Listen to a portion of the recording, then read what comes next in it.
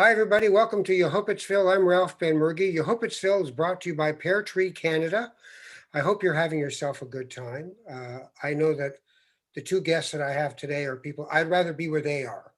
That's all I can tell you, instead of where I got nothing against where I live, but this is ridiculous. So one of them happens to be sitting in a redwood forest on Vancouver Island. The other one happens to be sitting somewhere near his deli on Salt Spring Island. I will introduce this one, Howard Busgang, otherwise known as Buzzy, who has Buzzy's Deli on Salt Spring Island. Hi, Hello, Howie. Ralph. How are you? I'm good. I'm good. And it is, yes. Hello, Ralph. Nice to see you again after 40 years. And the other guest I'm going to have is one I've had before on other podcasts that I've done and has turned into a dear friend. I think about him all the time. He owned Caplansky's Deli downtown in Toronto and still has one up at Terminal 3 in Toronto, but has decided to be a wise person, marry a wonderful human being, and move to Tofino, British Columbia. I want to start with why you love deli. What is it about deli that you love? Well, that look for me, this, this wasn't a straight line, to opening a deli, obviously. But first of all, growing up in Montreal, so there's something, a Jewish person in Montreal is going to have some natural deli DNA in them. This is the food of our people. And you combine that with going to stand-up comedy, which of course is associated with delis after the shows. Ralph, I think you'd remember in Toronto, we'd go to Myers Deli after the show. And it's just something you did. I mean, nobody asked, why are we here? Should we go to Chinese? It's just Chinese was for Sundays. We know that. But we just knew we had to go to deli. So it's just been a part of our DNA and part of comedy. And it just seemed at that point, there's almost a straight line from there to at some point going, hey, wouldn't this be fun? For me, it was kind of similar. My papa, Sam Hirschhorn, was in the schmutta business in downtown Toronto. And when I used to go and help my papa in the factory and I would sharpen pencils and I would give candies to the customers, we would always go to Switzer's after work. And we would have a corned beef sandwich and we would have a plate of fries. And I could never tell Nan about the fries because she would yell at Sam for eating the fries. But that was our thing. And so it became my connection with my papa. And then when I was a teenager, I discovered Schwartz's in Montreal. And that my love of deli really extended to the incredible smoked meat sandwich that I'm sure Howard grew up with. And I had worked in the restaurant business during my travels over in Asia and in Australia and in Europe. And when I asked a friend to bring me back a Schwartz's smoked meat sandwich in 2017, and Hart Lambert didn't, sorry, I should say 2007, not 2017, 2007, and Hart Lambert failed, I got hangry. And I said, why can't you find a decent smoked meat sandwich in this city?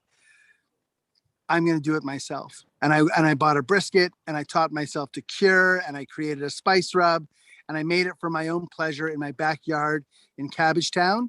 And a friend tried it and then it sort of took on a life of its own. When is the moment that you feel that you have achieved that smoked meat nirvana? I would taste my smoked meat every single day. And I would say, it's part of my bipolar disorder that on the days that the smoked meat's really good, I can do no wrong. On the days that it's not as good, I hate the world and the world hates me too. Now, Howie has some things on the menu that I think are worth mentioning. One of them is the Hungry Jew. He's got a sandwich called the Hungry Jew. What is the Hungry Jew, Howie? Yeah, so part of what I did, I go, if we're going to do this, it's got to reflect our personality and being, in comedy. And I had to have fun with the menu. It's one thing to have a smoked meat sandwich. So let's play around with it because traditions are traditions, but I have to make it my own. And I have to deal with what I have to deal with because we can't get the rye bread here that you would get, don't even get me started on the bread situation, right? So I created a sandwich where I took a lot of smoked meat and I created a little horseradish cream sauce and I put some coleslaw, which I know goes against every tradition. And then I threw a latke in there because we couldn't make French fries here. We don't have a grease trap, so we started making latkes. I threw a latke in and then I put a latke on top. And what do you call that sandwich? How would you name? You have to call it a hungry Jew. Is there a chance to see more delis in a Canadian landscape? Because right now, almost nobody would do what Buzzy's done. They wouldn't go, I think I'll go in the middle of nowhere. Ralph, you know what's interesting is David Sachs wrote a book called Save the Deli. And originally that book was supposed to be called Death of the Deli. And David, as a mensch, because he was really a part of my story in helping me publicize what I did, really helped turn the tide so that the Bernstein's boys in Winnipeg and Noah Burnhamoff in New York, Wise Sons in San Francisco, Kenny and Zooks in Portland, the General Lee in Atlanta. There is a new generation of people like Howard and I who are taking on the challenge of opening new delis. And I think that what Howard's doing on Salt Spring is so unusual and so unlikely that he is absolutely going to inspire other people to follow in his footsteps and to do things their own way, whether it's deli or whether it's their own cultural experience. But seeing that you can go from being a successful comedian to a successful deli man because Howard did it, that's something that other people will definitely take a page from his playbook. You're not going to do Tofino? You're not going to do a Tofino deli? I have no plans. You know, every time, Ralph, somebody says to me, are you going to open a restaurant? First of all, my wife buds in and say no. and I say, why do you hate me? You know, I know how hard the life is. I wish sometimes that Howard might have called me before opening so that we could have the kind of talk that he had with the gentleman he referred to earlier. Yeah. David Sachs said to me before I opened, you are in for more kvetching than anybody should ever have to deal with. And the number of complaints that you get, the unreasonableness, but at the same time, people had their weddings at the slicing station in my restaurant.